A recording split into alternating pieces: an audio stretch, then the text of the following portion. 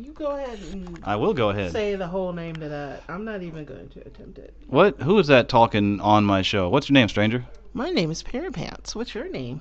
My name's Alvin. Sorry, the mic. And we just watched a cartoon, and it was called Basilisk, Ouka Ninpouchou, and um, some ninjas. What do you want to say? I thought, is this like the next Naruto? You know these kids and their Naruto. They love it. I don't remember being so violent. No. Like I sure do like that Naruto kid. When do they get to the part where they're like, "Oh no, we kissed and we're both dudes"? So embarrassing. When do they go to the onsen? Onsen. You gonna get a beach episode? No. All right, this was Basilisk, and I guess it was like some serious ass ninja anime. I mean, it's weird. Like at first I was confused, and about halfway through I was on board, and then by the end I was bored and I wrote it off. Okay, so in a nutshell, it seems like we have two ninja clans at war with each other, or some sort of like cold war with each other. I'm not sure, but apparently their little skirmishes have happened outside of history, and this is like a peek inside their. Oh man, I'm so frustrated because before we started this, I was gonna look up this goddamn anime I watched. It's like an old '90s one, but it was like kind of the same thing. Like, oh, these ninja battles have happened, but they was all done in secret, so who knows? But yeah, I don't know. It was kind of cool. I guess I should just start running down. How do you say, like, in order, but with time? All right, chronologically. I was gonna get that Parapants. All right, so we start, and they're like, it's 1582, and this town's on fire, and I guess we get somebody singing some cool ass song to Nobunaga about how like everybody dies and it's cool because 50 years is good enough, and somebody's like, so Nobunaga, you ready to die? He's like, well, if I gotta die, I gotta die. And he's like, how about what if you didn't die? And Nobunaga's like, I never thought of it that way. He's like, I'm listening. He's like, go on. Yeah. So I guess this is another. I wrote down like another What If Nobunaga show, and after seeing all of these cartoons where it's like, oh shit, it's Nobunaga. It's like, I wish America had. Do we have a Nobunaga? There's not one person in American history that shows up repeatedly in shows where we're like, wow, it's that guy, the hero of our country. But Nobunaga's not a hero. Or I guess a great general, warlord.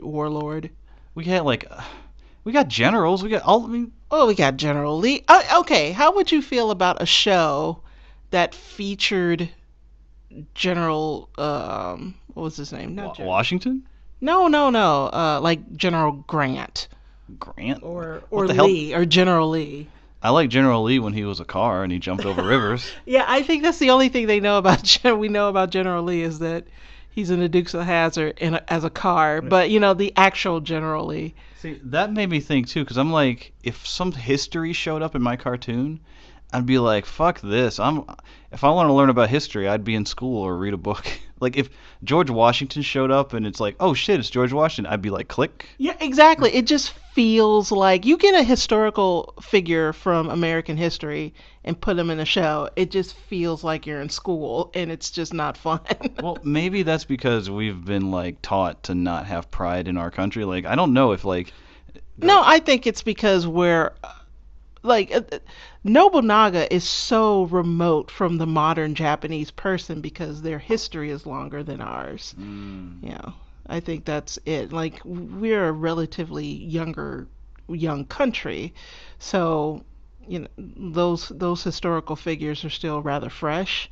So there's nothing exotic or mythical about them as much as say like a Nobunaga, I think. We don't have anything like warlords in our history. Warlords? What warlords do we have in American history? I don't know. Well, people like to make movies about who's the guy who was shot by the coward Jesse James. Oh, shows you how much I remember. I don't know. Oh God! Oh, we sound so no, stupid. No. Jesse James wasn't a coward. No, it was Jesse James who shot by the coward something something. Yeah. I forget. I think that's probably like our mythical figures in American history are probably like Western archetypes. Oh, you know what? If Elvis showed up, maybe I'd be like, oh shit, it's Elvis. Oh God. But like an alt, like I don't know, like Deadwood. Who's the guy in Deadwood? Oh, what are you talking about? Which guy? You know the guy, no? The guy who was like the gunfighter. Okay, all right. If you're talking like a Wyatt Earp, I guess Wyatt Earp would probably be the closest thing in spirit, maybe, to a Nobunaga. But there was even though he wasn't really a warlord, but you know. Well, all right. Well, famous criminals like Well, Wyatt Earp wasn't a criminal.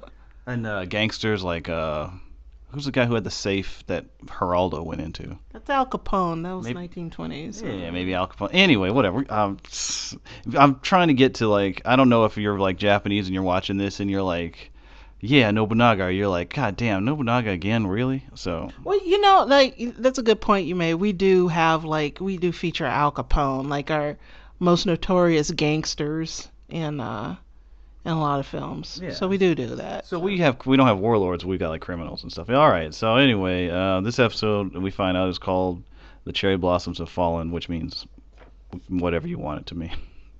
We get it. Cherry blossoms like to fall a lot in really tragic Japanese eras. They don't really do much. That's all they really do is fall. Are the cherry blossoms just supposed to stay there indefinitely? I don't know. Well, look, at this point they've fallen. We get a history scroll that I cannot fucking follow. It's the Iga versus the Koga, and it was bloody, but history has forgotten it. And I mean, about 10 or 15 minutes in, I'm like, my brain is like, stop. I can't remember all this shit. It wasn't as indulgent as other like historical or history influenced anime have been, because usually like historical animes will have like this very, very long elaborate introduction and kind of give you the entire history of Japan before it starts the show. This one was pretty short, which I mean you have to play a lot of catch up and piece all the parts together on your own, but I do like that that they kind of leave it up to the viewer to figure out what's going on a little bit more. Yeah, they don't lean too much on history. So like they do the scroll, skip to 1626, and this dude is like going home to his mom. He is the Dainangon of Suruga. Isn't he Tadunaga or something? That's his name? I did not write that down. But yeah, I guess his mom's dying or something. Well, something like the last shogun or something. Yeah, like something like two brothers are feuding for succession. What? They said that? Yeah, something about there are two brothers that are feuding for succession. I got the impression that this guy, racing towards his ailing mother was one of them, but I'm not sure. I don't know. Whatever. It's nothing. It's boring anyway. Because after that, we go to this weird ass battle in a field, which is pretty fucking cool because like nobody talks. It's just this cool ass, almost Samurai Champloo kind of fucking music. Only not funky, but like, it's just for some reason it's these kids fighting, and when one kid gets the upper hand on another kid, makes a little fucking slash on their neck or something. And I guess it might be an Iga versus Koga, or they might all be Koga. I don't know. I think.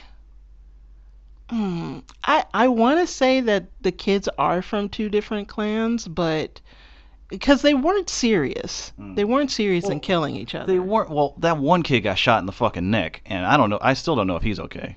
I don't think that kid's dead. That kid's not dead. That seemed kind of gruesome. I don't know. It was, but I think that a lot of gruesome things happen with these clans that probably ordinary human beings. They got eye magic for crying out loud. So do we? They make eyeballs float in the air. So a little shot to the neck is not going to kill one of them. I don't think. That's one thing, and I'm going back to what we were talking about earlier. But like with our mythological figures, like we said we'll bring up like maybe criminals or cowboys, but like they don't really get to they don't get magical powers, do they? No, of course not. See, they get to go into their history, and it's like, there's Nobunaga, and this was the emperor. Oh, and yeah, and these people had magic. It's like, I think that's pretty common when you're talking about very old cultures, like ancient cultures, because Britain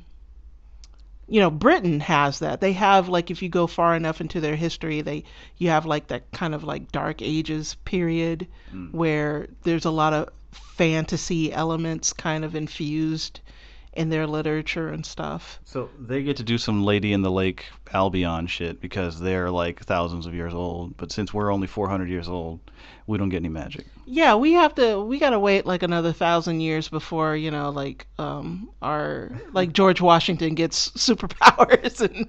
That sucks. I want it now. All right. Well. Okay. So yeah, there's this fighting. One kid fights another kid, and like Parapants said, one kid has eyeballs that fly, which I think is fucking cool. I like the flying eyeballs kid. I don't know what his deal is, but he's already my favorite character. Tom Waits has this song Eyeball Kid, and every time I see that kid, I keep singing that song in my head. What were you saying? Like you were singing like "Protect Your Neck" when they were slashing those kids' neck. Like protect your neck, and again it's like slash. Oh. But all right, so this chick's chilling in a tree, and she's like, "These people suck, and I'm totally cool."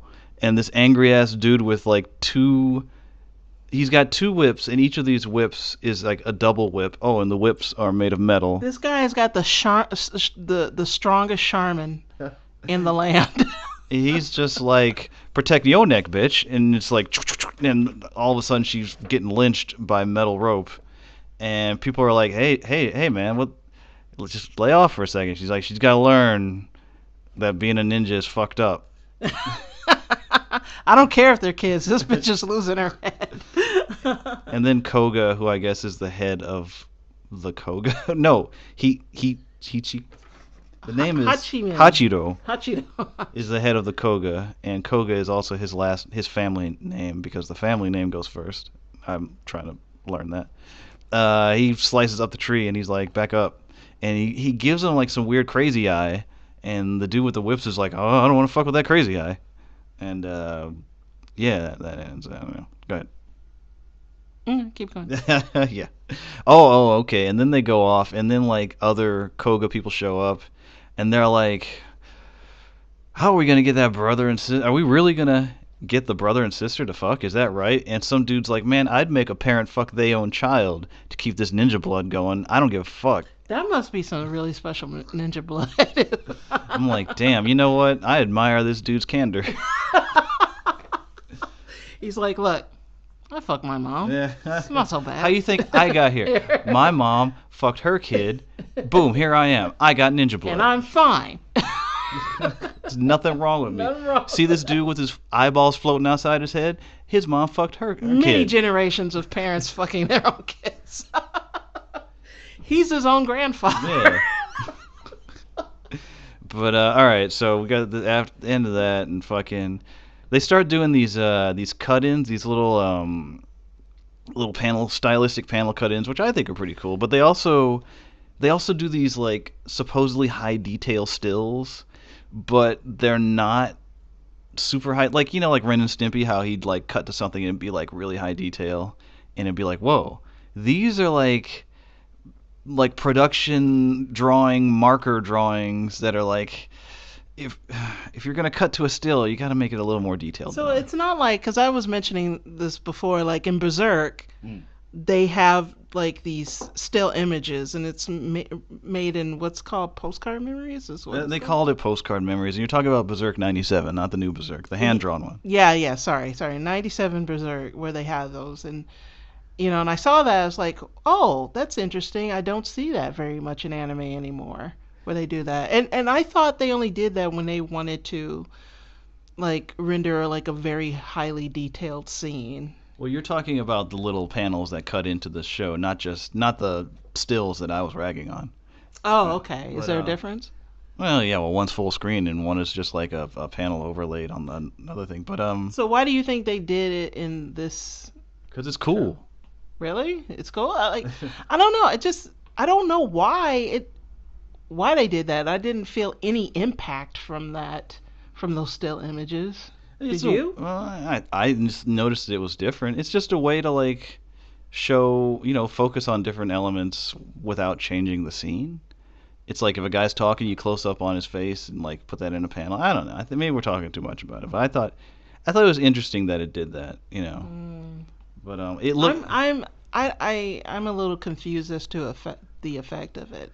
Well, to me, it makes it look less like sitcom-y live action because you're like, you're experimenting with panels and shit. I liked it. I mean, I thought the full screen stills could have used some more detail, but listen to me talking like I actually know anything about animation. So we go back to that dude writing again, and he's like, I've got to get to my mom. Ugh. And he's still riding on his way to his mom. Yeah. And it's like, can we get some progression here? Well, he's going. The storm's getting worse. Well, no, it's as bad. But all right, then we cut to this fuck's his name, Hachiro, and some chick, and I guess this chick is from the Iga clan. Oh, that's Hibiki. That's his sister. Yeah, and like the more these kids were talking to each other, that's when I started checking out. And like from this point on, like it seems the focus of the story is how are we going to get these two together? And it's like, I don't want to watch a show about that. I don't know. What do you think? Well, the moment they said like we were going to make the brother and sister have babies, I was like, oh, I'm totally on board. That's that's no, different. Because it's yeah. All right. Well, what? What's the matter? Are you interested in watching their relationship develop? Well, I think okay. If they were going in a direction of these kids know they're related and they're totally conflicted about it. So if they knew it was wrong, but also that they had to do it, then you'd be on board. Well, because then there's some tension there. But if they're like, the brother and sister angle is just an aside, and then they carry on with just a normal, type anime couple relationship, then it's boring. But if say like the sister's like, hey, I don't want to fuck my bro, there's some other dude I like, and the bro is like, no, we got to do this. I'll kill that nigga over there if you're making eyes at him. Then that would be something. But like so far in this first episode, I'm not seeing any interesting tension between the brother and sister that makes me invested in their relationship. It's just like the sister's like, hey, there's my brother, and the brother's like, go get your shoes, and it's like that's boring. That's like our relationship. Oh. Well, I respect your opinion, but I came to this wanting ninja action, and I just can't bring myself to care about will they, won't they. It's like that's a whole different show to me. You see, well, I'm all aboard like forbidden romance on top of ninja action because I think that's pretty cool. No. All right. Well, agree to disagree. All right. So they talk and they've got no chemistry, and the chick is actually kind of flat and boring. And then we cut to Japanese dude in a wheelchair, even though it's the 1600s. I mean, maybe they had wheelchairs then. And he's working on a suit of armor, but the whole conversation is about how we're going to get these two to fuck. And then we cut to that dude writing again, Mr. Dainangon of the Suraga, and he rolls up on this river that's just raging, and he's like, all right, how am I going to cross this river? And everyone's like, dude, look at that fucking river. And he's like, no, what? Don't you know who I am? I'm river crossing man. You can't stop me. He's like, I'm Dainang. Oh, go ahead. I'm Danganronpa. Yeah. Like I'll cross any river. At first he's like, don't you know who I am? I'll cross this river. And then he turns to everyone and was like, who knows how to navigate a boat? And they're like, dude, I thought you were gonna cross the river, man. Now you. He's like, I'm gonna clench my sword between my teeth and swim across to get to my mom. So he's. I was thinking, like, does this dude have to sleep with his mom too? Is that why he's in such a hurry? Maybe, I don't know. But like, that's funny because when he said, "Don't you know who I am? I'm gonna cross this river," I'm like, "Oh, that's pretty badass." And he's like, "Help me cross this river." But they can't help because, like all non-ninjas, they get taken out by ninjas without even knowing that the ninjas are there. And this one ninja dude is just kind of kneeling in front of him, and he's like, the Dainangon is like, the fuck, ninja? Don't you know who I am? He's like, oh yeah, you're that guy. And Dainangon's like, who are you? I was like, I don't have a name. I'm just a piece of shit. So wait. So was the ninja person's the shinobi's goal was to stop him from crossing the river, but not to kill him? I don't know. Maybe because he gets taken out before we even know what his intentions are. I don't know. You're right. That is confusing. So he does stop him. Maybe he's, that guy's he's a Dainangon. Maybe he's a high value target. Maybe they just want to capture him. So like this ninja dude is like, he's pretty cool because like the Dainangon's like, all right, well I'm just gonna cut you with my sword, and he just kind of casually floats away, and he's like, check it out. I call this Ukigomo, the floating cloud, and I just thought that was cool how he just kind of like gently would float away. He's like, yeah, I call it the gentle backstep. It's like, it's not so much me dodging as it is the blade not wanting to touch my skin. I'm like, damn, that's some cold shit. I thought the Dainangon was gonna fucking get it because I'm like, you can't fucking fight this guy.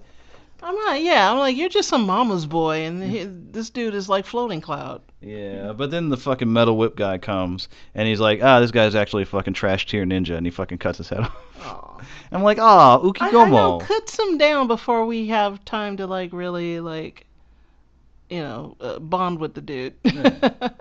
But yeah, and I think that's like the end of the episode. He's like, hey, thanks. Well, I mean, like Kuzoma or some shit. Like when Charmin dude comes in. Why do you call him Charmin? Charmin is toilet paper. Because it looks like those whip things are like just streams of Charmin toilet paper. That's all right. I disagree, but I'm gonna let you roll with that. Go ahead. Okay, well, whip guy. Whip guy.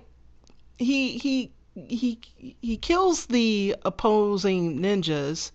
Does he kill all of them? I think he kills all of them. I mean, why have them there? I don't know. Go ahead. He kills all that, but and the opposing ninjas are dangerous because they kill all the Daingon. I don't know this. The Dainangon's dudes. Yeah, they kill all his dudes, but they don't kill him. So I don't really feel. I don't feel that there's any urgency here because I don't know what they're. For one thing, I don't care about this Daigon dude and wanting to see his mom. Oh, his mom. And I'm like, I'm not sensing the tension here. I'm not sensing what the problem is. Who should I be rooting for and why? Yeah, I don't know. You're rooting for that dude's dick, I guess, and his sister. Am I just supposed to hope this guy reaches his mom in time? I guess I'm rooting for Nobunaga to just come shoot everybody. I guess. No, I'm not. I'm rooting for Hachito to bed his sister. Oh. All right. Well, that's the end of the episode. I went from liking it to not really liking it. So I don't know. I can't see myself watching this whole thing. But they're like, for a serious anime, their eyes were just kind of like big and colorful. I'm like, eh.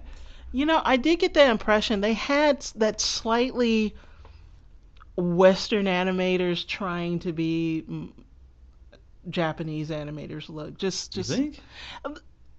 Well, I mean, it just is that really fleeting impression I got because of the style of it. But that's just my personal impression. All right, I could see that impression, but I don't think it's that bad. All right. No, I mean like good, but it just seemed. It just gave me the impression of somebody that was aping Japanese animation for some reason. I don't know. Like Boondocks? Kinda, maybe. Boondocks was awesome. Boondocks is awesome for very different reasons, but yeah, like maybe their eyes are just too ginormous for me. I don't know. Yeah, like specifically, I noticed that when the chick was talking to the dude in the wheelchair, and like her eyes are just huge, and they're like, "How are we gonna get these two clans together by fucking?" And I'm like, "Your eyes are too big for this scene." I don't know. I'm nitpicking. Anyway, I got nothing else to say. You got any closing arguments? No. All right. Bye. Bring back eyeball dude. Yeah. Good luck, eyeball guy.